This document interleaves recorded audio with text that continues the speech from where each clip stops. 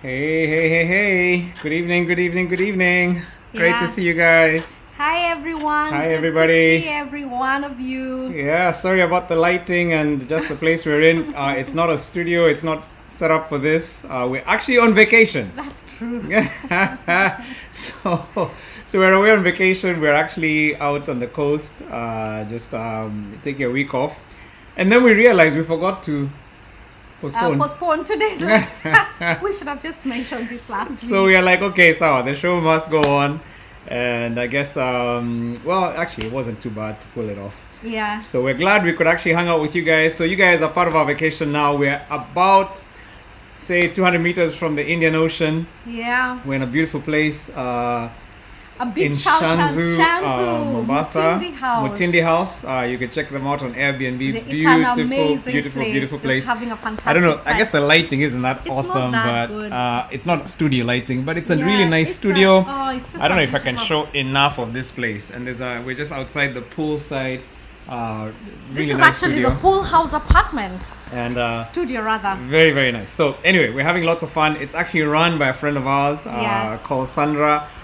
So Sandra, if you're watching this, big shout out to you and your family. Thank you so much for letting us have your beautiful place. Yeah. And So anybody who's interested, Mutindi House, just check them out. Mutindi House in Shanzu. Really beautiful place. So hey, who's there? Yeah, we have Daphne Oboth from Uganda. Awesome. Welcome. Kampala. I mean, it's great to have you. Yeah. We have Christine Binya. She just says, hey, Pastor Em and Carol.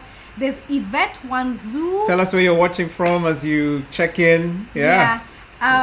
Let me see. Victoria Kademi watching from Kasarani. Kasarani. Awesome. Great. We have Judy. Good evening, Judy. Mugambi. Good evening. Passis, enjoy. Good to have you, Passis. Passis is around, There's yeah. Martha Wagodie. Absolutely. Welcome. So hey, check in. Great. Tell us where you're watching from, and what your day is like. So just check in and tell us where you are. I can see there's quite a few people already Stephen on Kilonzo YouTube. from Mavoko. Yeah, shout out to Awesome. Stephen Kilonzi and Grace Ndege from Karen. Oh my goodness, now Christine we can't keep Binya up. watching up from Nairobi. Liz from Kitengela. Naomi from Madaraka. Madaraka. Awesome. Elizabeth from Nyayo. Absolutely. Edward. Susan Mavoko. Wow, Eva. that's awesome. Yeah. Eva from Nairobi. Eva, it's been a while. I haven't seen you in a long time. So it's great to have you on. So hey, it's so good to have you guys. This is going to be an amazing show. We're so excited about it. And we are going to be jumping in very soon. We have a guest who's going to help us kind of talk about some of the issues. And today, I guess our talk is all about... Surviving an affair. Yeah. It's crazy. So I mean, it's like today is like the most lively our Asking for a Friends group have ever been. In fact, like at the morning when I first put on the groups, I was like, I think when they told me there were no comments for a while, so I was like, I oh my see. gosh, nobody's going to talk today. Yeah. And then all of a sudden, it's like the floodgates. Yeah. And the conversations have been crazy. Oh, yes, it has So been thank you really so much for flying all off of you the who are hook. part of Asking for a Friend, and thank you for all your contributions. Hopefully, we'll get a chance to reference to some of them as we go on tonight. Our really well, before we go in, I mean, Yeah, we need to introduce ourselves. Yeah. Yeah, for those of you who might not know and us. I hope you excuse me. I'm having my calamari, and it's time for dinner, so I need to just enjoy before it gets cold. So go ahead and introduce us. All right, yeah. For those of you who might be watching this for the very first time, first of all, I want to say welcome, karibu sana, to Asking for a Friend. This is our YouTube program that we have every Tuesday, 7:30 to 9 o'clock. So welcome. Yep. So we are Moravi and Carol Wanjao. We are pastors of Mavuno Church. We are authors of several programs and books. We are speakers and also marriage coaches. Absolutely. Yeah. Yeah, man, calamari is so good. I'm a seafood freak, so just excuse me, like I'm in heaven right now. Oh, But okay. But yeah, and some of you I know you don't like seafood because you're wondering what kind Calamari, of guy I mean, is I this. cannot even imagine. Calamari what is that like Ew. octopusy stuff. Yeah. That's really good. So David says, great here, looking forward to learning. Teresa Ngugi, Leonie Moto. Yes, this is you're hot. right. And then Catherine, hi lovely pastors, watching on my way home from Only Only Muri Muri Road. Road. My goodness, in the traffic. Josephat from Thika, Beth from Karen. It's really good to see you. Been a great day. This is Daphne. It's a public holiday in Uganda. Awesome. How is that? I love it. Yeah. And so glad to have our Ugandan family on as well. So apart from being pastors, we are also entrepreneurs. By the way, we just enjoy entrepreneurship. It's just, We really and do. entrepreneurship is really creating solutions for people. Yeah. So we love that. I mean, that's one of the things Carol will tell you. I just enjoy creating new solutions. But apart from that, we are also we're mentors, marriage mentors. And we are so glad for the community, couples community that we mentor called Asking for a Friend. If you're interested in joining the Ndoa, it's called Ndoa Couples Community. Yeah. The link is on the YouTube. So just click on that link. It'll take you to a WhatsApp dialogue. And once you just say yes, you'll get an invite to join the WhatsApp community. Yeah. And we'd just love to have you there. Yeah, we also run different marriage experiences. We have Ndoa. Ndoa is a 10-week experience to help build foundations. So if you're married or planning on getting married or have never done a marriage foundation course, then Ndoa is for you. It's an amazing course that helps you just deal with a wide variety of topics like in-laws, communication, sex. Conflict. Even sex is one of them. Conflict. Conflict. There's quite a lot. Temperaments. All that good stuff. All that is in All there. that good stuff. And then we also run another experience called Couples and Money. This is an online course that now zeroes down on finances. Mm-hmm. In fact, in one of the comments today by one of the participants in Asking for a Friend, he did say that, you know what? By the time somebody is having an affair, there are many other things that have stacked up, and one of them is finances. And he really did talk about finances. No romance without finance. It's a big deal. And so, I mean, if you're interested in couples and money, just join the Ndoa community. Tell us about it. If you want to, actually, any one of those, Ndoa or couples and money. Just when you join and get that dialogue back, just tell us, I'm interested in this course, and we'll send you all the information you need for either couples and money or Ndoa. And also we have a bunch of counselors that we can refer you to. So if you're looking for a marriage counselor, and today we're going to actually be introducing a marriage counselor. So hey, before we introduce them, what's your highlight for the week? Oh, vacation. You're on a vacation. Yes, imagine I'm on a vacation. So we're on a vacation, and one of the things we like to do is every so often we'll take off and leave our kids behind. They hate it, by the way. And we'll just go for 3-4 days and just be the two of us and just remind ourselves that after kids are gone, there's an us. And by the way, maybe this is a way of affair-proofing our marriage. Maybe, I don't know. But anyway, it's a great. We don't do it because we have money. Actually, we've always done it as inexpensively as we could. When you have a friend who has a house somewhere, when it's a cabin somewhere, we can go to guest house, wherever. And we've done it all our lives. It's just something we love to do, and so we've really enjoyed ourselves this week. And just one of those habits that we like to do. So anyway, I don't know why I'm telling you all this. High? That's my high, actually. Okay, it's been fun riding tuk-tuks. We love going to Mombasa. If any of you who are in Kampala, you've never been to Mombasa, you don't know what you're missing. Go to Mombasa and ride a tuk-tuk. It's just the funnest way to get around. So I enjoy it. And the seafood is amazing. Okay. So anyway, so we're going to introduce our guest today. I'm going to admit them. And this is Mrs. Kagwe. Mrs. Kagwe is actually a counseling psychologist who has practiced counseling for over 20 years, which is fantastic. You do want to have someone with experience talking about this topic today. Yeah. So she's a counseling psychologist. By the way, that's what you trained in as well, Carol. And so, but she has 20 years of experience just counseling people, counseling couples, counseling trauma. So we're really excited to have somebody who's just got experience with this. And her specialty is individual trauma, childhood issues, and marriage and family therapy. Absolutely. And so I just love the fact that she can be here with us. She's currently a lecturer at International Leadership University. Yep. She's married and a mother of 3 adult children and a grandma of 4. Absolutely. So she brings a wealth of experience to the show, and today we really wanted just somebody with a lot of experience to talk about this. We didn't want to make it snazzy, we wanted to make it real. And hopefully she's going to be sharing from her own convictions, but also sharing from experiences she's had with many couples who are facing and grappling with this issue. We're looking for somebody who just has experience working with couples. So ladies and gentlemen, welcome with us, Lois Kagwe. Great to have you. Great to have you on the show. Thank you.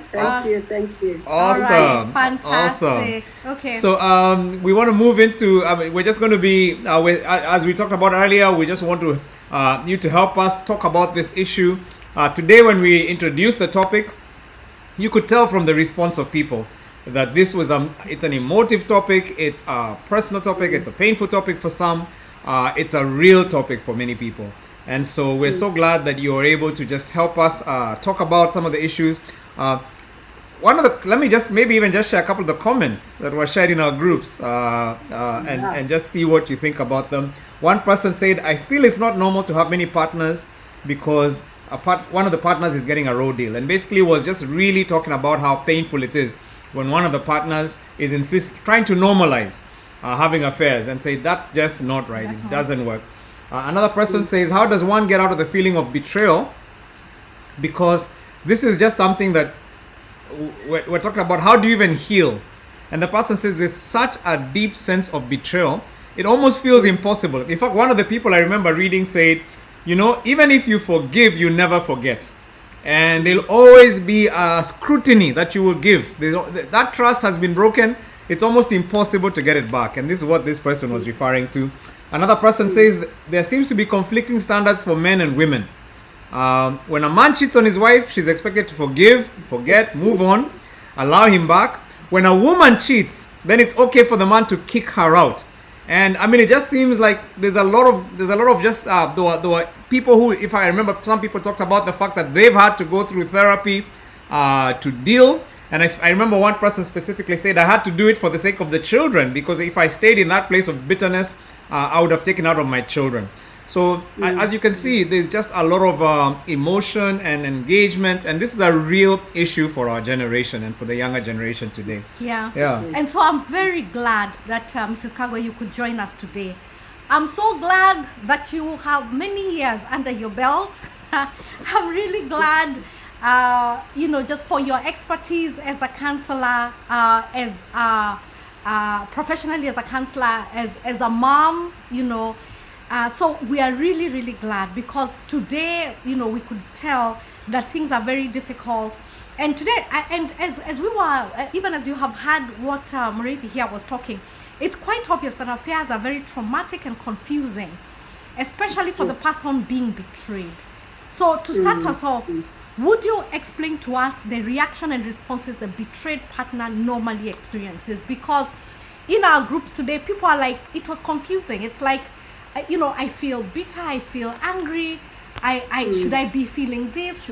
The Bible tells me forgive 70 times. I mean, you can tell, it's very, very confusing. So what are the typical reactions that the betrayed partner is likely to experience? You have said it, Carol. Anger is one of them. Anger. You feel so angry. Yeah. You feel frustrated. Some people blame themselves. What is it I did? I wonder whether I contributed to this. And it can bring a very bad self-esteem. Yeah. Thinking, what is it I didn't do? Or what is it could I have done? Yeah. But more so, it is anger because of the betrayal. Yeah. Yeah. There's even someone who even said they got depressed. Yes, depression. Yeah. Depression, yes. Of course, it's a big loss. Depression comes a lot with loss and grief. And you have lost that person to somebody else. Yeah. You have lost faith. Yeah. You have lost the familiar, the relationship as you knew it. Yeah. The home environment as you knew it. Yeah. So there's so much loss. There's so much loss in unfaithfulness. Yeah. And so you can very easily get depressed. Yeah. Yeah. I think we had people talking about loss of trust. Loss of trust, exactly. Yeah. Exactly. You can't trust. It's so difficult to trust this person after that. Yeah.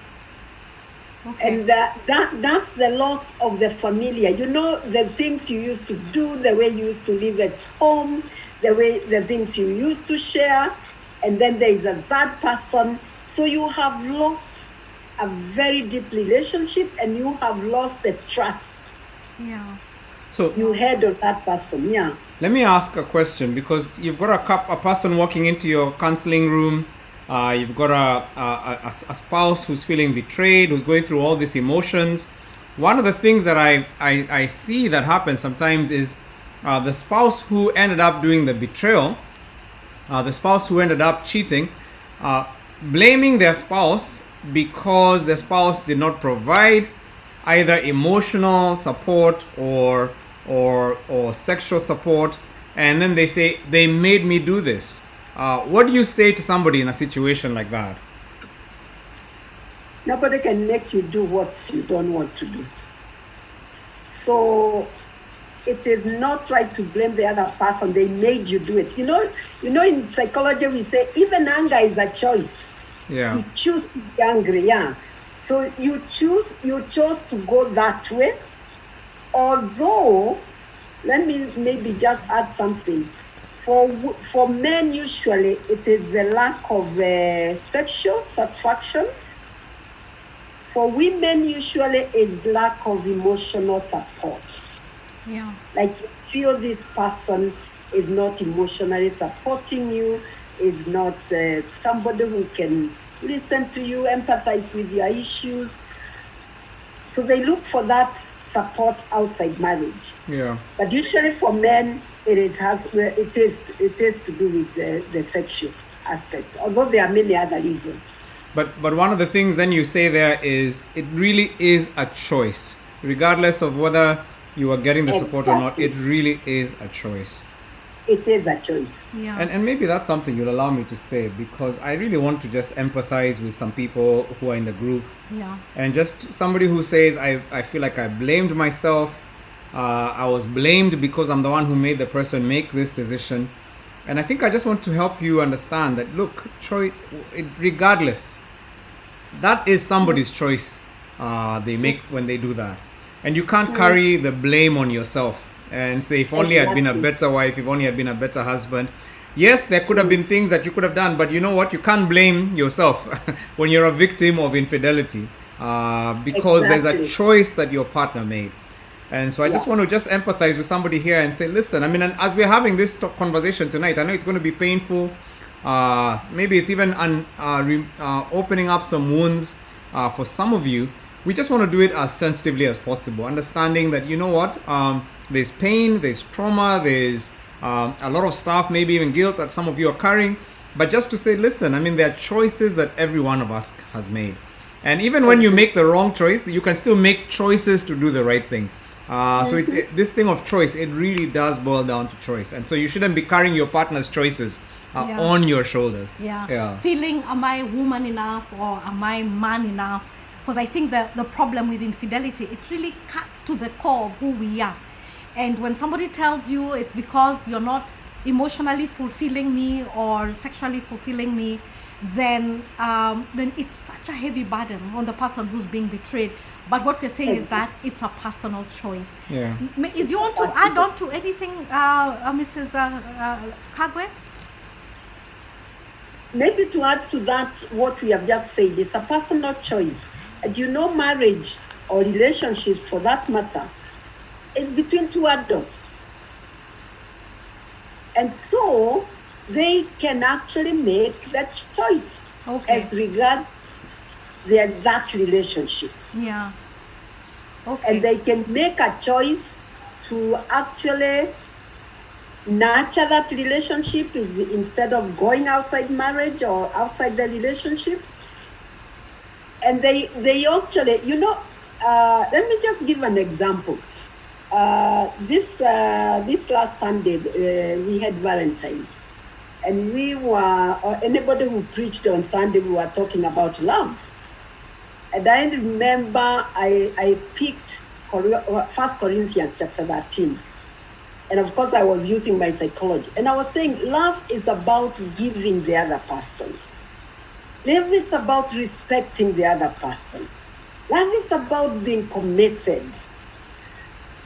And we sometimes look at love as if it's that which you should receive. Wow. But it's more what you give to the relationship. Yeah. Okay. Now, and maybe let me ask something about that, because probably as you preach, you've just talked about the fact that you have adult children, you even have grandchildren. Yeah. What are you seeing as some of the differences? Because I'm sure you're counseling people across the generations. Are you noticing that with younger generations that there's a little less of that giving, there's a little less of that perspective? What would you comment in terms of just maybe people your generation in terms of how they viewed marriage versus what you're seeing as people are walking into your counseling meeting room today, generationally? Any differences in how we perceive marriage? Yes and no. Yes, because in our generation, it is like we were doing we are going according to the expectations of culture, and your parents will tell you, stick to it, whatever happens. So maybe we stuck with the pain. Our generation stuck with the pain, and they were more committed to allowing it to work out. The present generation are not quite committed. There's a bit of saying, I cannot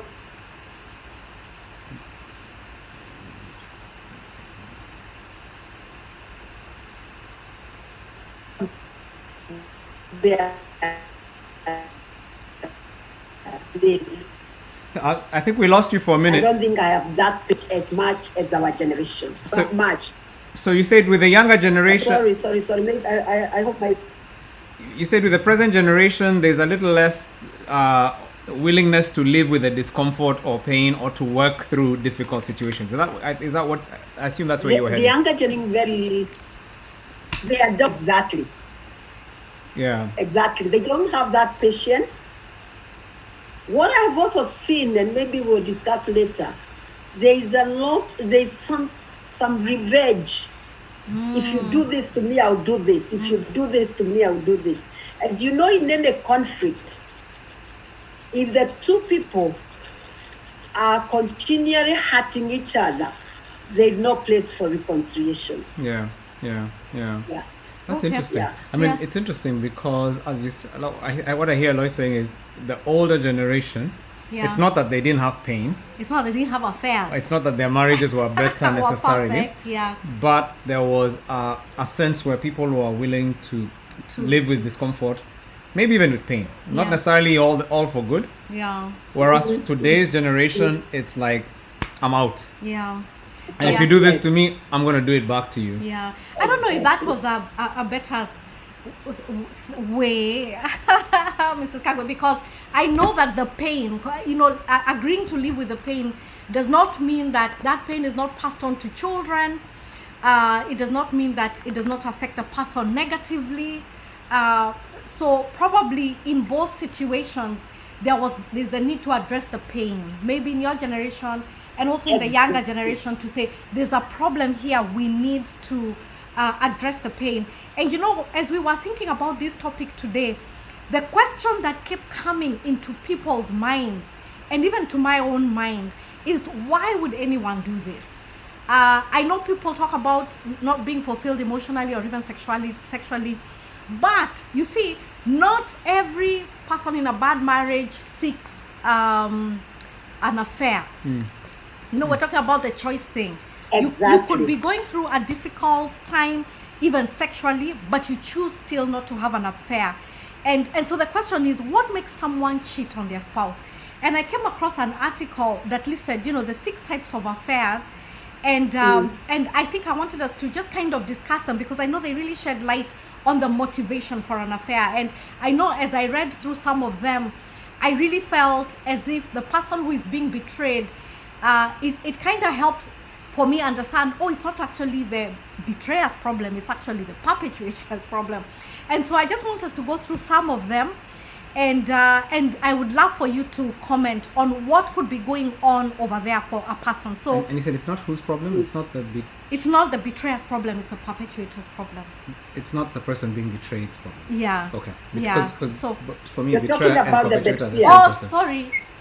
Betrayer. not Sorry. the betrayees. It's not the sorry, it's not the problem Okay. of the betrayed. Okay, gotcha. It's actually all right. all right. Sorry, you lost me for a So minute. I'm so sorry, Okay. but thanks for that clarification. So we have the one night stand under category 1, Yeah. and this happens when the opportunity presents itself. Like when people say have a work-related trip, and somebody the opportunity presents itself, and someone sleeps with their workmate. So Mrs. Kako, just tell us what is going on there. Why? Just tell us why would somebody do that one night stand? What would be going through somebody's mind with that? One, of course, there's the lack of commitment. Because if you are committed, let me use you two people. If Morezi goes away for a trip and he goes with one of the employees of the church, one of the things he would remember, it's you, the commitment he has. And he would say, even if the body, like what Christ is praying, the body is weak. Yeah. Of the spirit, isn't it? Yeah. So if he was committed, he would actually overcome the temptation. Yeah. He would overcome the temptation. But if he's not committed, and number two, if he doesn't have values, Yeah. if he doesn't have values, he will go for it. Yeah. Yeah. And I will say, also nowadays with team building, with a lot of the office functions, I think I saw a lot of corporates doing, you take your people to Naivasha. Yeah, there's drink. There's a lot of alcohol. There's a lot of just buddiness, and people let down their boundaries. Yeah. And so I think sometimes it also happens in that kind of context, just because nowadays there are things that weren't there in the past. Companies are able to afford to do these things for people. Yeah. And so I find a lot of people just getting into a space where you're both drunk and you just, one thing led to another. Yeah. So I think you also see some of that as well today. Yeah. That and also being exposed to that person constantly, even in the office. Yes. You are the two of you alone doing projects, working together. So you are constantly together. Yeah. So it kind of lowers the boundaries. Those steps that led there. Something happened to lower your boundaries. Yeah. Exactly. Yeah. Okay. But there's also the separation. I used to train a lot of VCT counselors. And one of the areas we needed VCT, and the government worked hard, is along the long routes to where the lorry drivers, the long distance drivers stop. Because they are lonely from Mombasa to Kigali. Yeah. And they have so many stops, and they are alone, and they'll be away for 3 weeks. Yeah. So people who actually are away from their families for a long time, and especially from their spouses, there is that temptation, because there is exposure, and there is also the lack of that intimate connection with the spouse. Wow. Yeah. That's a good warning. So basically what that is saying is, if you have a job that takes you away from your spouse for long stretches at a time, you are a high risk. Yeah. You're basically at high risk for that kind of high risk. Yeah. That's why even long distance relationships are high risk. High risk relationships. Okay. And the funny thing is, I think a lot of people normalize those relationships today. And here I'm not passing any judgment, but you find that the husband works in Dubai, the wife works in Kenya, or vice versa. And it's like we go for 3 months apart, and then I fly home when my employer allows me to come. And I think basically what we're saying is, we're not saying an affair will happen, but what you're saying is that you've put yourself in that high risk area when you make those decisions to have that kind of, because of work or whatever it is that you've made that decision, you basically have put yourself in a high risk space. Yeah. Exactly. Okay, so the second category was written. So the first one was work, that's a one night stand. The second one was falling in love. And here they were just talking about affairs that arise from great intense feeling for someone else, and the person feels they have little control over their feelings. So this is a married person. They meet whoever it is that they're meeting, and they get such strong, very strong emotions, and probably a strong connection. And usually they justify their actions by claiming they're no longer in love with their spouse. And perhaps they say or justify that they've married the wrong person. And usually the question is, how can something that feels so good be wrong? And so here we are talking a lot about emotions.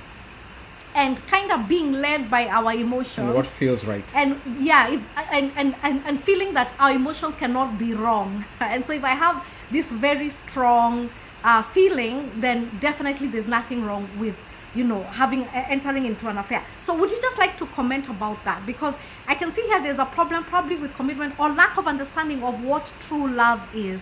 Maybe you can comment about this, Mrs. Kawe. There is what we call eros love. There, just physical love. That even in a marriage does not last long. Yeah. It is very important for us to get married. We meet each other. We have that physical attraction. And that's okay. But then in marriage, it is that commitment or the agape love that you have for the other person, the unconditional love. And if you nurture that, you start valuing that person more because of the way you look at them, the way they are in your life and their contribution to your life. And you are calling to that person. Okay. But the eros love is just for sexual attraction. And it can be shallow. Yeah. Because it can be very shallow. You are just looking at that person because of what you see physically. Yeah. Most of the time. Yeah. And so it doesn't last. I think as you're talking, Mrs. Kwagwe, I'm just thinking of maybe the way that love has been portrayed in media. Yeah. Where it is very erotic, without the understanding that once you get married, erotic love, what you're saying is that erotic love fades. I don't know if it fades, but you have to keep working on it. You have to keep renewing. Exactly. If you don't work on it, it's going to fade. Absolutely. Yeah. And also I think what you said earlier about this whole thing about boundaries. Because one of the things that I've found that happens is when you work with somebody 8 to 5, you're spending more time with them than you're spending with your wife, for sure, your husband, with your family. And chances are, if you're spending a lot of time with your work colleagues, relationship will develop. Not necessarily an erotic relationship, but relationship will develop. It's very easy for boundaries to go down, and especially for emotional affairs to begin, where you begin to become attached to the person. They're much more affirming than your spouse. What you don't realize is the reason they're more affirming than your spouse is because they're not managing kids at home, or they're not having to support you in other ways. All they just do is when you come to the office in your best, wearing your best cologne in the morning, so when you're freshest, and you're able to spend that time. And so as a result, it's very easy to start comparison and emotional. And so I think that falling in love sometimes can just be an unfair comparison with your spouse. Yeah. We said it last week. If the grass is green on the other side of the fence, it's because you're not watering your own grass. Yeah. And so many times what happens is you find that your marriage pales in comparison with the people around you. Yeah. But a big part of it is because the people around you, there's no other commitment they have to you except to look good and compliment you. Yeah. Yeah. Exactly. And I like what you have just said because it's very true.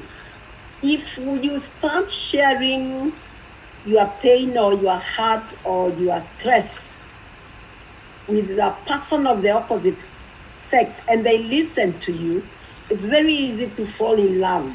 Yeah. And they may be listening to you because they don't know your other side. Yes. Your wife or your husband is calling you to take up your role.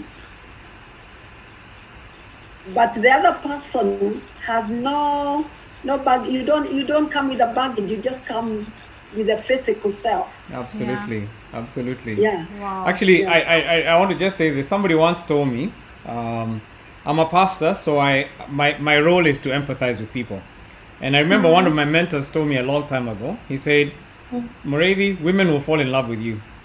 And it's nothing to do with how handsome or how amazing you are.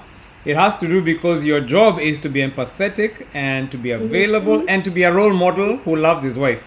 So because of that, there are going to be enough broken people around you who have not seen that anywhere, and they will long for what they see. And so the person said, don't ever flatter yourself when that happens, because the same thing happens with gym instructors. It happens with doctors. It happens with masseuse. It happens with anybody who is in a caring giving profession. And so this person, I mean, it was a bubble buster, I think, as a young man. But he basically said, look, this is going to happen simply because you're in a caregiving position. So I think Voice of Angel Nahewu says, what are some good boundaries? And I think we can talk about that at some point. But you're right. We need to create boundaries around ourselves. I had to create boundaries because I realized it's not about me. It's just about the fact that there are going to be people around me who are needing some of that. And they don't have any affirmation. They have no men affirming them or being, and so how do we create those boundaries? We can even talk about that. We can talk about that. And by the way, if you have any questions, you're watching us, you're listening in, please send them out. We're going to make sure that we at least have a chat. So Voice of Angel, thank you so much for just raising that. And even asking the question, is love enough? And what we're saying is erotic love is never enough. Love, if you're talking about emotions will never take you through a marriage. There's a commitment, which I think is what Mrs. Kagwe said earlier.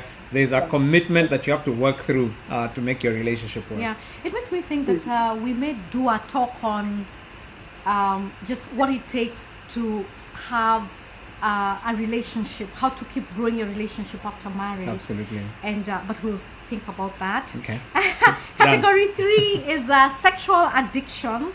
And for Mrs. Kagwe, with this category, it's a kind of betrayal on an ongoing pattern of sexual behavior, such as viewing pornography, compulsive masturbation, prostitution, repetitive encounters with sexual partners, and other behaviors that are, destructive to the individual and to their relationship. So we find somebody over here, they are married, but their partner their spouse is out there, doing all these, weird kind of things. And so I don't know if you'd want to comment about that, because usually, again, the person whose spouse is doing these things still feels the pain. If they're engaged in pornography, the person is still wondering, am I not enough? If the person is involved in prostitution, or they have, sexual addiction. Yeah, sexual. They have many sexual partners. Yeah. Then it can really be devastating for this kind of for their spouse. Maybe you can comment about that.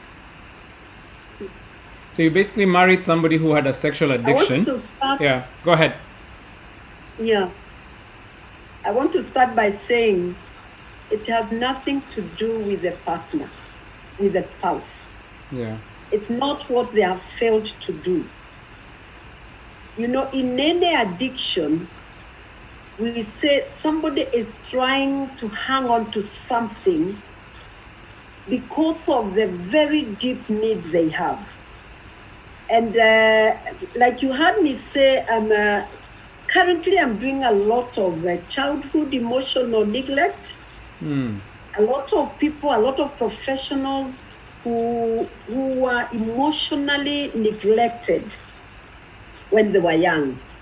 Maybe because their parents were always fighting, or they were very strict, or they were authoritarian. A lot of neglect. So what happens, that person is not emotionally, we are social beings, we are physical beings, we are spiritual beings, and we are, what else? We are thinking beings. Yeah. And if one area is neglected, especially in childhood, especially emotional neglect, the person will do well even professionally. Yep.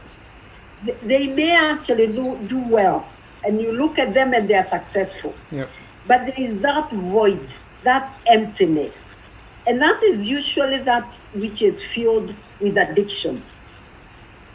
Either it's alcohol, whether it's pornography, any type of addiction, even work. Some people are addicted to their work. So even church.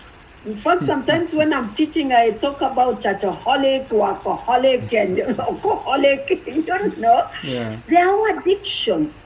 They are looking for something to fill that void. Wow. So that is what happens. And that's why the partner should never blame themselves. If anything, I would recommend therapy for that person, so that they discover themselves and they know how they get other healthier ways to nurture themselves. Yeah. Yeah. Yeah. That's so Oh, good. wow. And I think you're right, because many times when you the addicted partner, you may not even see it. They've just found a way of coping with their pain. So when you enter Yeah. into marriage, you didn't even spot some of those behaviors and see how Exactly. dangerous they were. And then you found that this person was addicted. I mean, we've met people who have been sexually addicted. They were just addicted to Yeah. having sex with many people. And the spouse had Exactly. no clue when they got married that this is the kind of person that they were connecting with.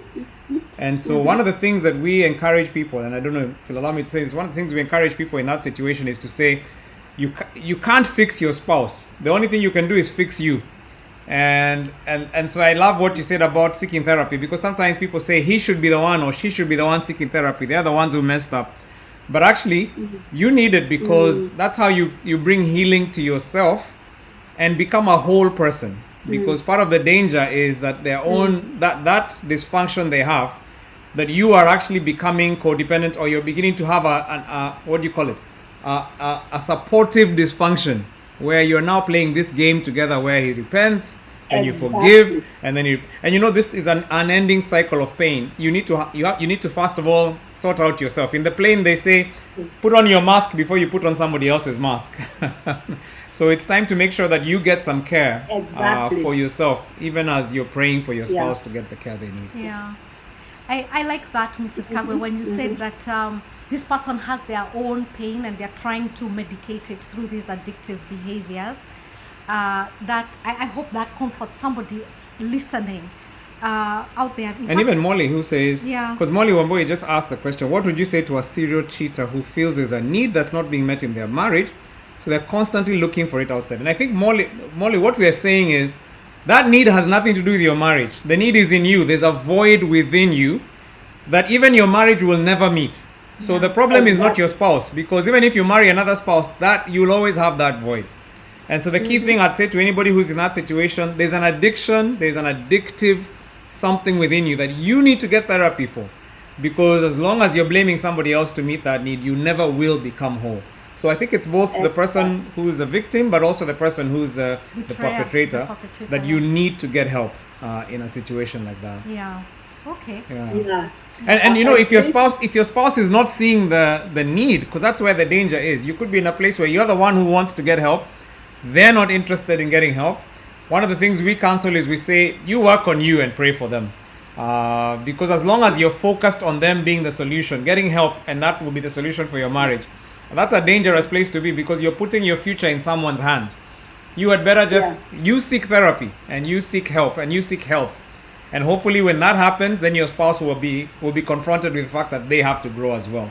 Yeah. So thank you, Molly, for asking that great question. Yeah. So you want to talk about the fourth? Yeah. Yeah. Yeah. So this one. So this was amazing. So you Maybe found before 6. she Yeah. Go ahead. says anything, you know, we say in marriage is for two whole people. Yes. So it is not, the other one is not coming to fill the void in you. So you work on yourself and the other person work on themselves, and you meet as two whole people. Yeah. Yeah. Absolutely. Absolutely.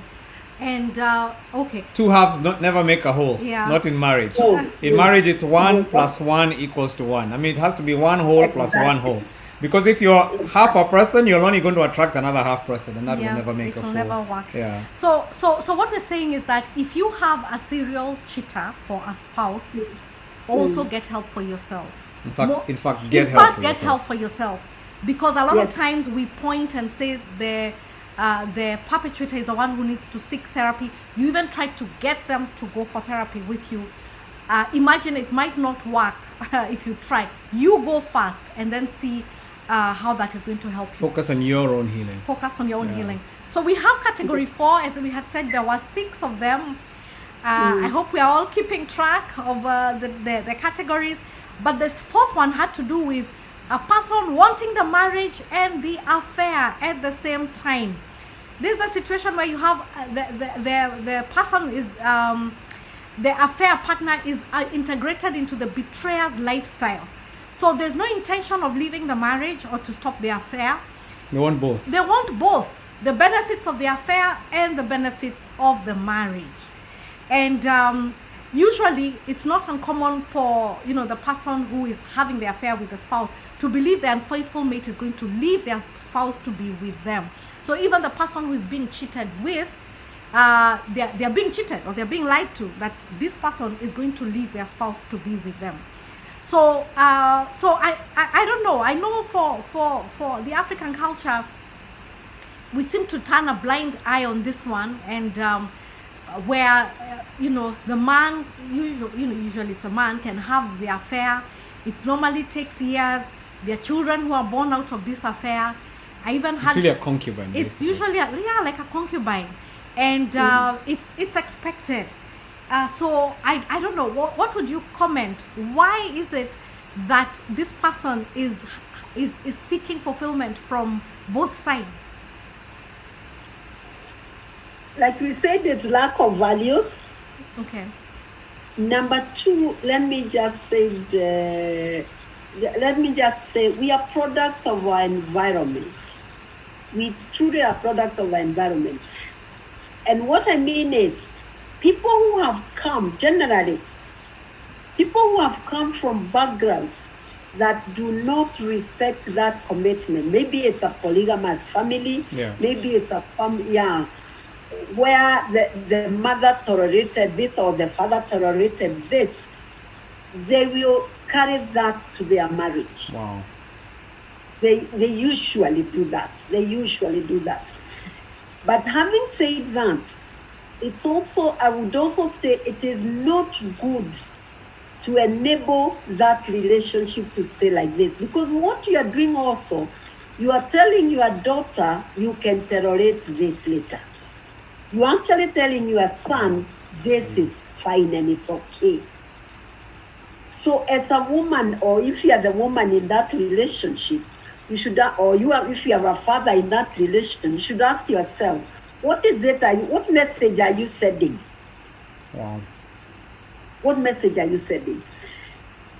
Or what needs to change for it not to go for generations? Yeah, because in psychology, actually, we say it can go up to 5 generations. Wow. A pattern can go up to 5 generations. And even when we are doing a family map, we will look for patterns for 4 generations, 3 generations, and you will see them actually. Yeah. You will see the patterns. So it needs to end with me. Wow. If it doesn't, then it will be passed to another generation because of the modeling, the way we tolerate. Yeah. Number 3, having said that, if you are the third person in that relationship, and like if you are the wife, it shows a lot of disrespect for that person. And it's when I tolerate it and I say it's okay, either I don't value myself, or I don't stand for my values or for who I am. So I don't think we should tolerate when we know this is happening. Yeah. Okay. Yeah. That's really powerful, because you're talking about patterns. It's interesting because many times people ask me, because both of us have a science background, and they ask us, how does this work with being pastors? But many times I believe that science it proves what God's word already says many times. And in this particular case, you're right, because the Bible talks about iniquity to the 3rd, 4th, and you're talking about 5th generation. Exactly. And I think that's what is at risk here. It's not just about me, but it's about what my children are going to learn. But you said something that I wanted to just throw out here, because I thought, in the way we find marriage partners, we've bought the Western model of I fall in love and I marry this person. It's all about my feelings for them. Whereas I think our African culture had some very powerful boundary regulators, including having people asking the right questions. Yes. Getting your parents to inquire, because I think those are the kind of things people would discover. Is that a family where people have affairs? Is that a family where people cheat on their spouses? Exactly. And people actually are able to, because you're right, if this guy's mom tolerated multiple affairs, so I'm talking to a single person here, the person you're dating, their mom tolerated multiple affairs, chances are you have been conditioned to also either as a man have those multiple affairs and expect your wife to understand, or as a girl to see the affairs and feel disempowered to do anything about it. So not only are you harming yourself, but you're harming your children when you perpetuate those cycles. You need to take action, I think is what I'm hearing Lois saying. Yeah. So I'll quickly just go over the other two very quickly, just for people to get an idea, because I want us to move into the question of, how do you then help people when they have their we need to move to that. How do you help a couple in an affair? So category 5 was emotional affair. I think that one has been referenced in our conversations where we talked about marital boundaries being violated when by the unfaithful spouse sharing information that should be exclusive to the marriage. I think Mrs. Kagwe, you had mentioned that that's not right. Sharing about your maybe problems that you're having with your spouse, with someone of the opposite sex, it's never appropriate. It's never inevitably you're going to get emotionally connected. Somebody asked what are the boundaries. That's one of the boundaries. Don't talk to your spouse with somebody of the opposite sex and the issues you're having in your marriage. Just never do that. Then there's this other one, love addiction, and again this one was referenced, and it is addiction characterized by repetitive patterns of moving from one relationship to another, seeking a love that never lasts. It's almost like being in love with love, and you're looking again for that high that comes from that very strong emotional connectivity. It's like you live for that strong emotional connectivity, so you move from one relationship to another. And I think we did say that those intense moments when you get married, that erotic feeling fades when you get married, but that you need to work on it so that whatever it is that you're looking for, look for it in your spouse rather than in another relationship. Well, and also that relationships are not those dopamines, those chemicals. Can you live by them? Actually, you can't live on them. They're not. It's not normal to live in an emotional high all your life, and when you get addicted to that, that's actually dangerous. So you have to now get into what Mrs. Kagi was calling the giving love, where your relationship is where now relationship is built around sacrifice, love, which is beyond the emotional. And then I feel like emotion follows after that. The emotion will. Okay. So but let's talk. You raised the whole issue about how do you talk to somebody. So Mrs. Kagwe, somebody comes into your office. They're a couple. They're broken. There's been an affair, and maybe are we assuming that they are willing to work on it? Yeah, they are willing to work on it. I don't know if it's one person. Let's just start with the one person who is willing, to work on the marriage, because we can't assume that both of them will be willing, because I know there are people who are in this program right now who have a spouse who is betraying them, or who is not willing to, and who might not be willing to get any help. So what are steps that you take? What are some of the things that you do to rebuild this kind of person? Let's say that the person who has been betrayed or the victim is in front of you. What are the steps that you take them through to walk with them through this to manage the affair in their home? Sometimes it's difficult to work with one person, but if it is the one person who comes for therapy, you process first the loss. Like when we started, I said it's a very deep loss when your husband or wife is unfaithful, because you lose so many things. Even as I said, the familiar, the person you know, the trust you had. So it's a very painful process. And sometimes they are very angry or depressed. So I would handle that first. I would process that first. I would walk with them first. So is it that you take them through the grieving, because you're talking about loss? So do you take them through like the grieving process? Exactly. Okay, maybe you can break that down. Yeah. Yes, you take them through that first. Hopefully, the other person can come in. But usually the other person can come in when the anger goes down. Because what happens in unfaithfulness, the person who is betrayed is so angry, and so they will shoot words with anger, They will say very nasty things. And you know, in psychology, we say, when you point at me, the first thing I do is protect self or defend self. So that means there is no communication at all. So when they deal with the anger, they may actually calm down, and they are easier now to talk to or talk with the other person. That's when then you start the process of both. But if they are attacking each other, it's very, very difficult.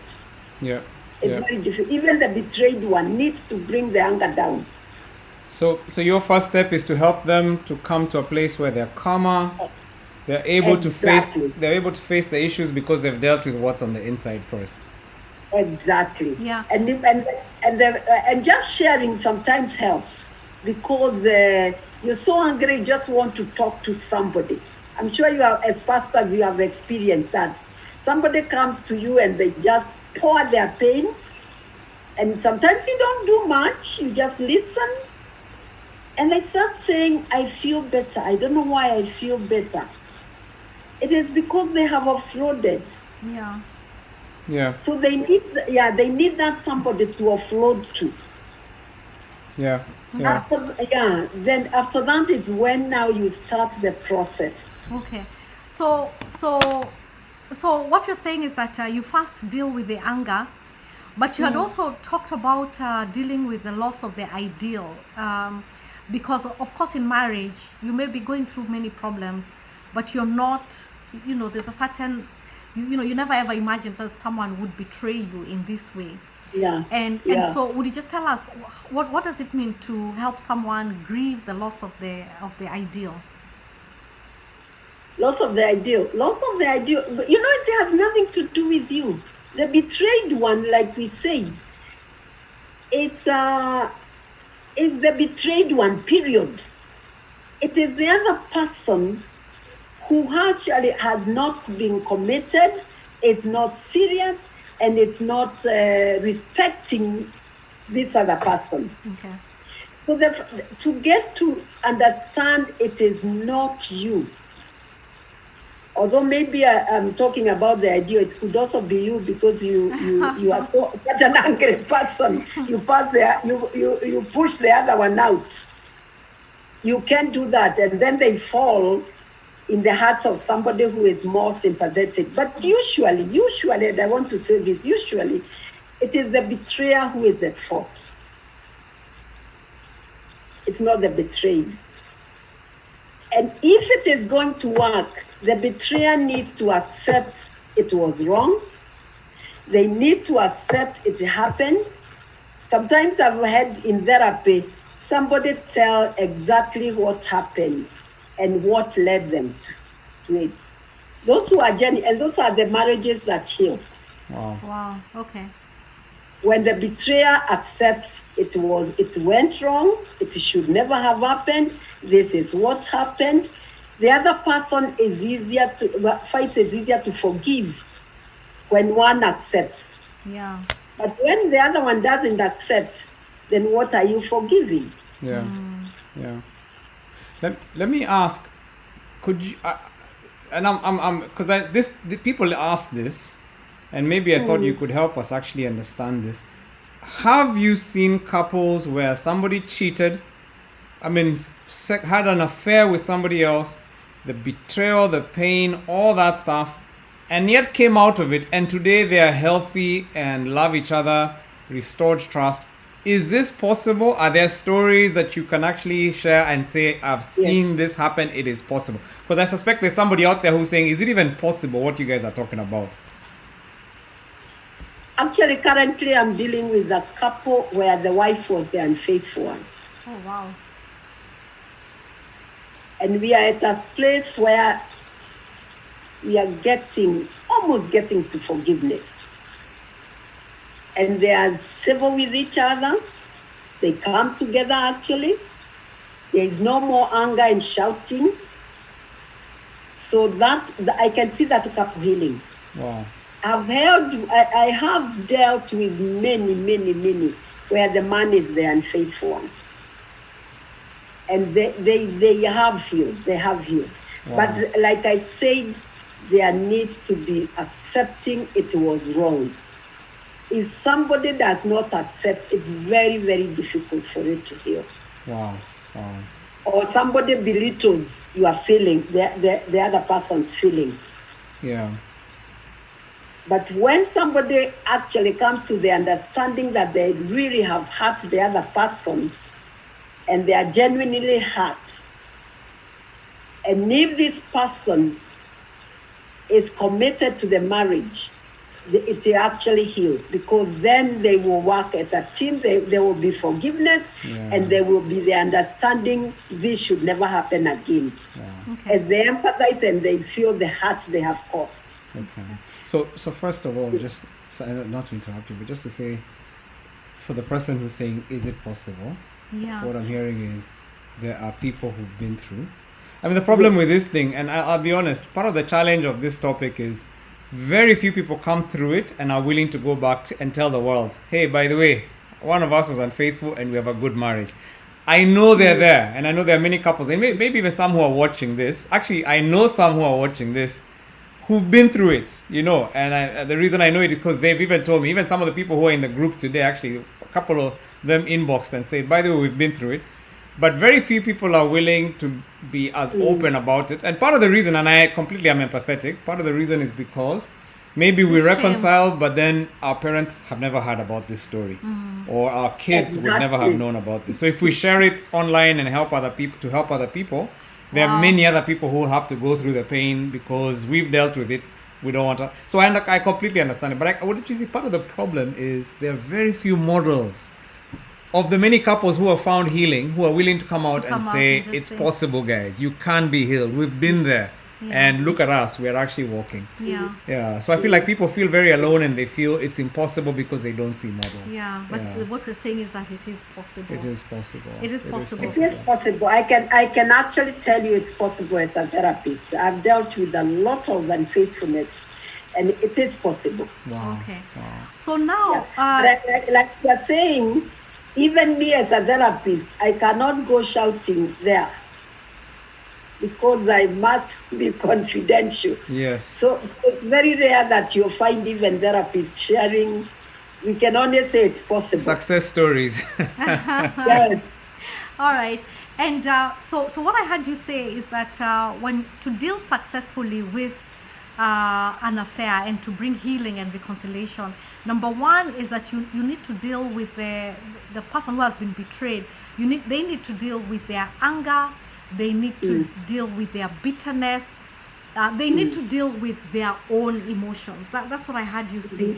And that sometimes if they don't deal with those emotions, then the person who's betraying might not even feel secure enough to even want to come to therapy, to discuss these matters. So that's one of the things I heard you say. Then the second thing I heard you say is that for the person who is perpetuating the wrong, they need to come to a place where they actually admit that whatever it is that they have done is wrong and take ownership over what they have done and say it is wrong. It is a decision that they made, irrespective of whatever else that was going on. And then the third step there was that then forgiveness can begin. Exactly. Okay, so but then there are people listening here who their spouses are still being very defensive. They will not come to therapy.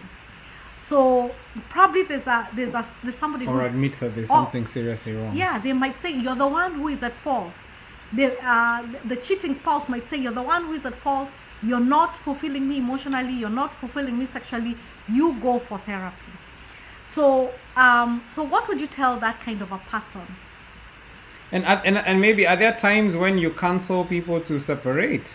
I don't know. Maybe you can. I know you're a Christian. I know you're a therapist. But are there times when you tell people it's actually better for you to take some time off from your marriage because your spouse is just not willing? I mean, today, to be honest, let's face it, we live in an age where you can catch diseases that are going to destroy you. And maybe you're a spouse who's thinking, I need to be there for the kids. If I keep staying with this philandering spouse, I don't know. What do you think? There's even a lady who said, actually, it really got bad because there's some and I'm assuming they're ladies actually, who said they actually fell ill by blood pressure and other stress-related diseases. One said depression, and they were actually being counseled by their doctor that should they continue with this marriage, remaining in it, then it's actually a real health hazard. To them. So, are there times that you advocate for separation, and what cases are those? Yes, separation. I don't think I've ever gone to the extent of divorce, but I've counseled a lot of people. Separate yourself for some time. And there's something we call shock therapy. Shock therapy is that show the other person that you also respect yourself, and there are certain things you cannot take. Because the more you go, you endure the pain and the abuse, some of it emotional and some of it physical, the more this person will actually not change. Yeah. What if we came home? In fact, I have a couple right now. I advise the wife. I talked with the wife and said, give him some shock therapy. Allow him to come home and find and leave him a very good note. I may not be able to bear this. If we don't go for therapy, I am not able to bear this. We call it the I message. Talk about yourself. Yeah. Talk about the respect about yourself. Talk about your values. Talk about the things you cannot bear. But because the more you bear, the more you are enabling him to go to another level. Yeah. So it is okay sometimes to separate. Wow. And give the other person shock therapy. Okay. Have you found that has it worked? It does. It does. Very good. Yeah. Okay. Many times it does. Because what you are saying, I will not value this. I will not take this anymore. I'm sorry. Okay. And I love. Yeah. Go ahead. Yeah. You will need to have a lot of self-respect to be able to say, I am not able to take this. And the other person will need to start respecting that. Yeah. There are certain things you cannot take. Or you're not willing to continue. Exactly. And I love the fact that earlier when you talked about separation, one of the things you said is you talked about constructive separation, because I remember one of the things we realized at one point is many times separation that comes out of pain can actually be running away. And there are times when people just move away with no standards that are working towards. Because even when you're talking about, I'm doing this as shock therapy, it is still therapy.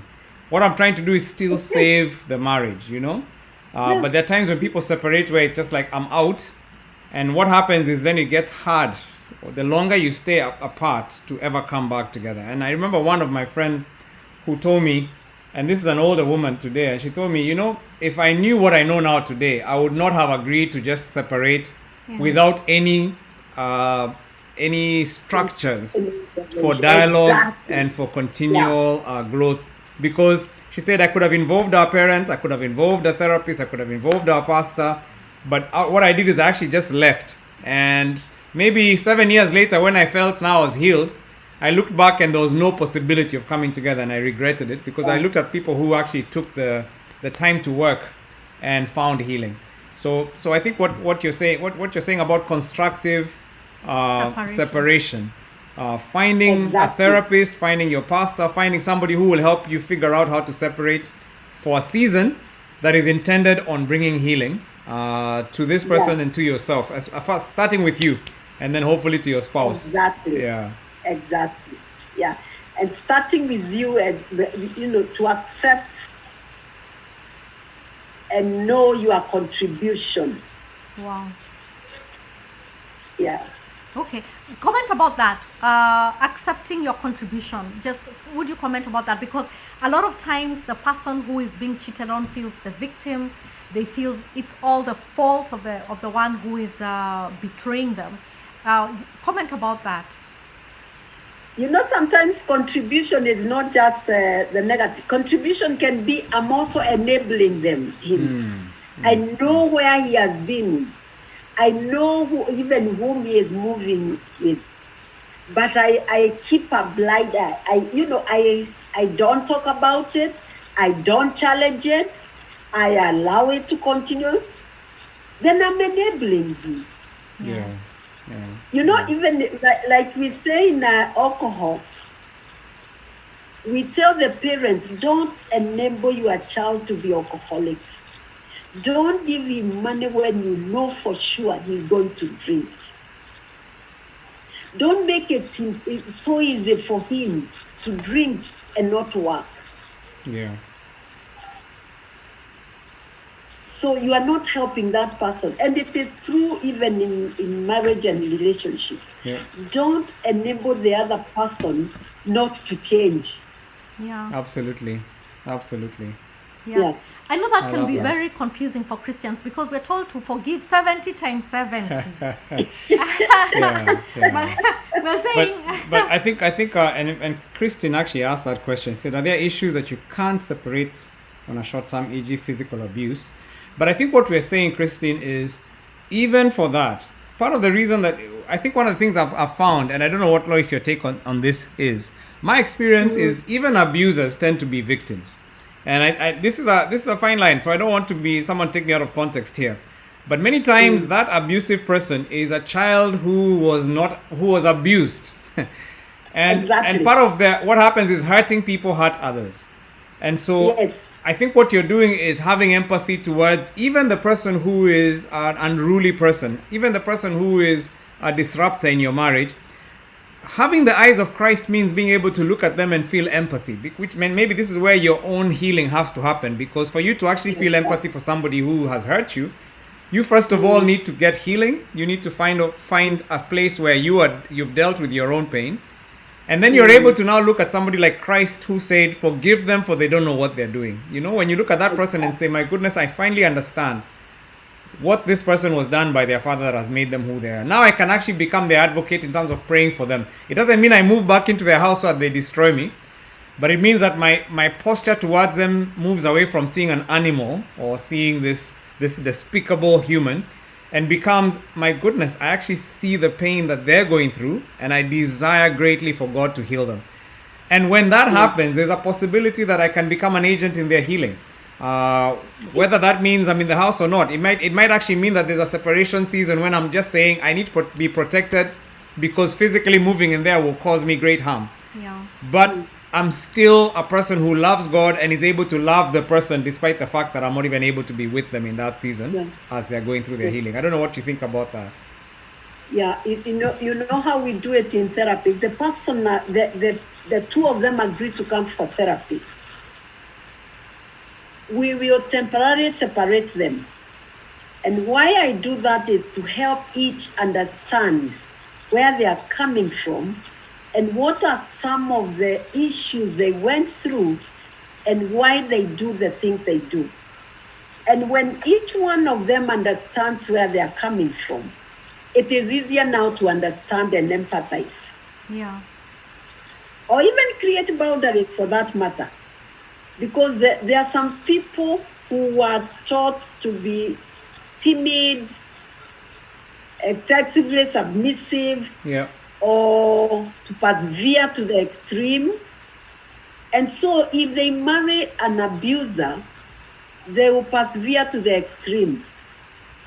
But if you teach them, you are also enabling this habit. And if you stop accepting some of the things as normal, then you are helping the other person because you are creating boundaries. Wow. The other person also needs to understand maybe they are abused because they themselves were abused. They are physically abused because that's the only way they observed in their family as a way of managing conflict. Yeah.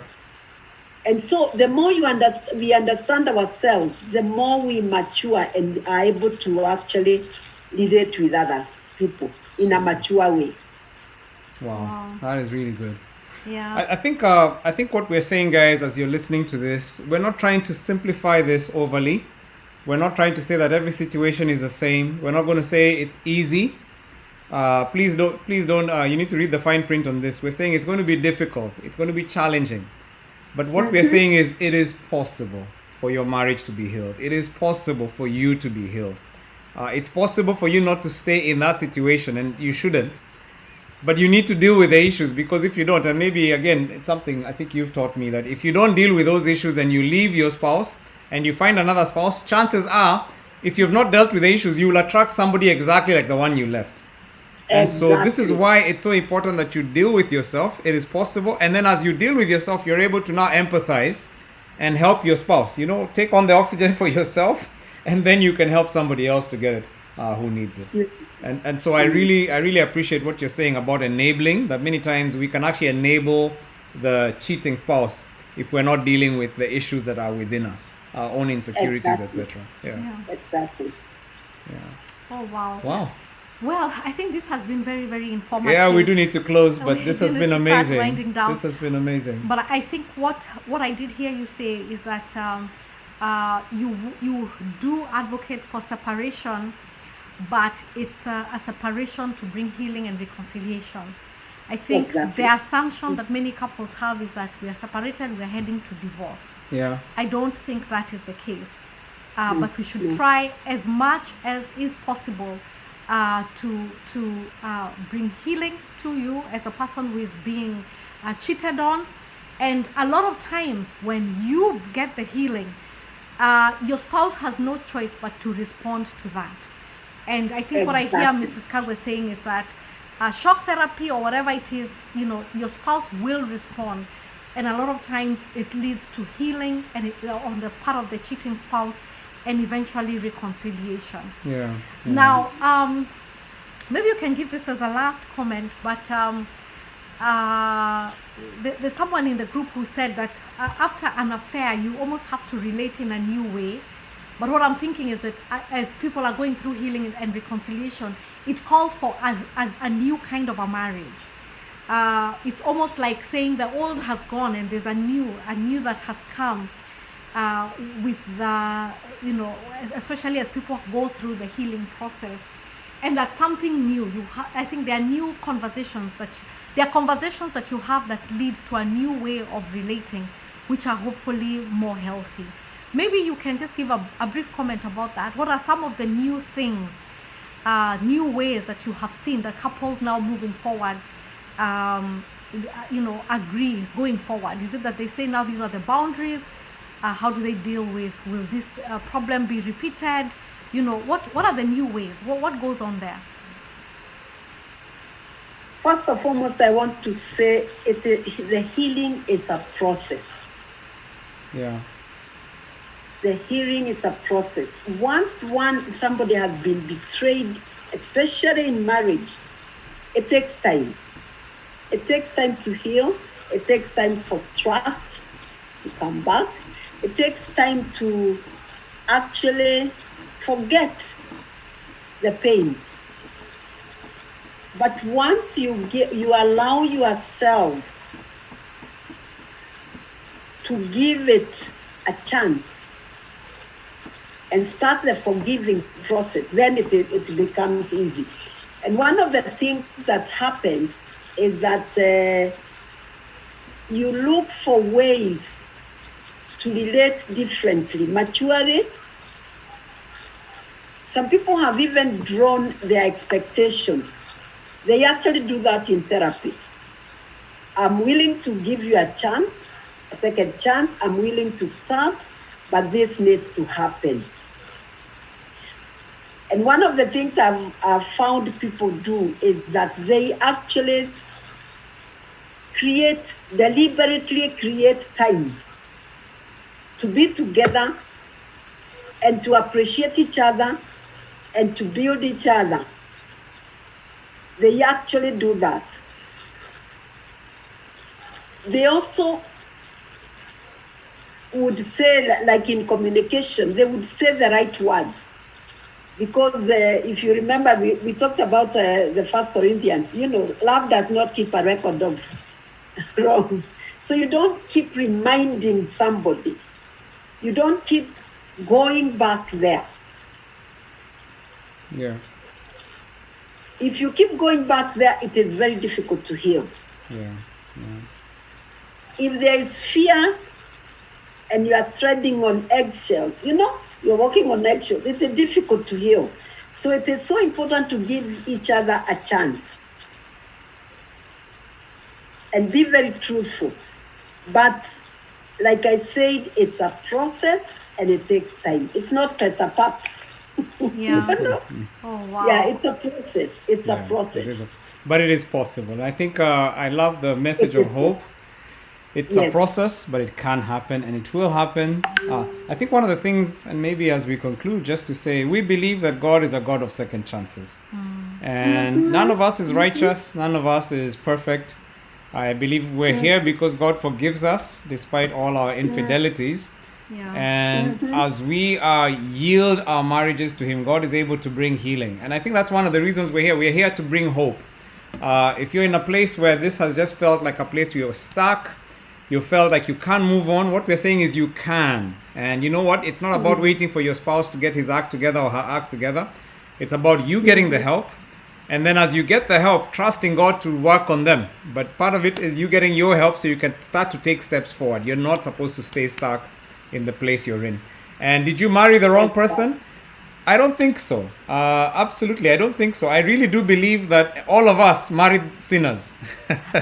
One of the things I teach people when I preach in weddings, I say, look, there are no angels. We call our spouse angel when we are dating. Angels don't get married. Angels live in heaven. The person you're going to meet on this earth is most likely a sinner. In fact, 100%. And the only way that you're going to stay married to them is if you learn how to, in a sense like God, understand, empathize with their fallenness and their weakness, and then be able to be, marriage is made of two givers and two forgivers. That's the only way a good marriage is going to work. Yeah. And so what we're saying is, yes, there's been pain, yes, there's been betrayal, and I don't want to minimize that. And for some of you, you definitely need to take some steps, because we don't want to ever encourage enabling on this show. We never want somebody to say, I was told by pastor to just put my head down and be quiet and hope things work out. That's not what we're saying. We're saying there's some proactive steps you need to take, and some of that might be to get therapy. And Lois is a great example of a psychologist. Maybe there are also other people that we could refer to. Some of you may be wondering who's somebody I can start to talk to. Yeah. So I think for Lois Kagwe, she's one such person who has said she's available. Maybe you can tell us what your contacts are so that we can write it down on our. What's the best way for someone to get to you? Get in touch with you. The best way is just to call me 0721. Yep. 619. 619. 049. 049. 619. Yes, 049. And I think what we want to say is, nowadays with the age of Zoom and the internet, then you don't even have to be in Kenya. If you're watching this from another place and you want to get in touch with Lois, you can give her a call. And I'm sure she'll be able to, if she's not able to see you personally, she'll be able to direct you to someone who could be of assistance and to walk with you. Yeah. So I've just put her name, we've just put her number there. So please note it down. Maybe you have a friend who needs to see a therapist. Who else are people that we would recommend to? We have a list of. Yeah, we do have a list, and one of them is Oasis Counseling, and I just give that. Okay, so Oasis Counseling is another really good reference. And hey, by the way, if you're in the Ndoa community and you need a counselor, feel free to just hit us up. Just say, hey, I need a number for a counselor, and we'll be glad to send you a panel of people that you can pick and be able to get the specific help that you need. What we're saying is, counseling is not for mad people. It used to be those days seen that way. All of us need help. Every single one of us. And many times you just need someone to take you to the next level, to move you away from where you've been stuck. And there's some great therapists that we would be happy to connect you with to get you unstuck in your marriage. And here's the thing. That marriage that you're in right now, that you're despising, that place where you're wondering, how could I have ever landed in such a horrible place? That could actually be the mess that God turns into a message that will change many people's lives. And I think for me, I want to really believe that God has the power. Nothing is impossible with Him. He has the power to turn around that story and make it something that will bring much glory to Him and much blessing to you and to others around you. And so, thank you, Mrs. Kagwe. You've been such a blessing. Yeah. Yeah. Thank you. Hey, so Thank this month we're doing a whole series on relationships and some of the challenges. So you've noticed last week we talked about porn and pornography and marriage. This week we're talking about affairs. Next week we're talking about sexual dysfunction. Next week we're going to talk about sexual dysfunction. So make sure you tune in. And then we're going to do a seminar at the end. And what's it going to be about? A seminar. You know what it's going to be about? Yes, we're actually just going to talk about how to have a sizzling sex relationship. Okay, so we're going to end on, so we're talking about the dysfunctions, but we will come to a place where we say, how do you proactively build to actually have a great marriage? And we believe this is possible for every single one of you. So please let your friends know. Those of you who haven't watched tonight's show, send them the link. It's going to stay on YouTube. Send them the link so they can hear what Mrs. Kagwe had to say. I know it's been inspiring and hopefully brought hope. That's our prayer. This will bring hope to many of you. If you would like to be part of the Ndoa community, use the link, and I'll send that again, and just use that link there to talk to us.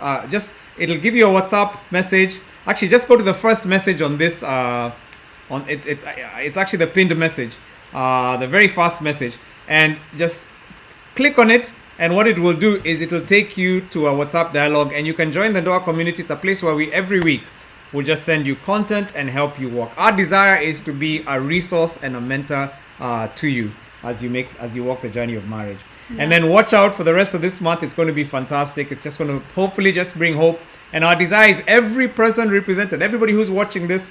Some of you are married for many years. Some of you are newlywed. Some of you are not even married yet, and you're just watching this because you want to equip yourself.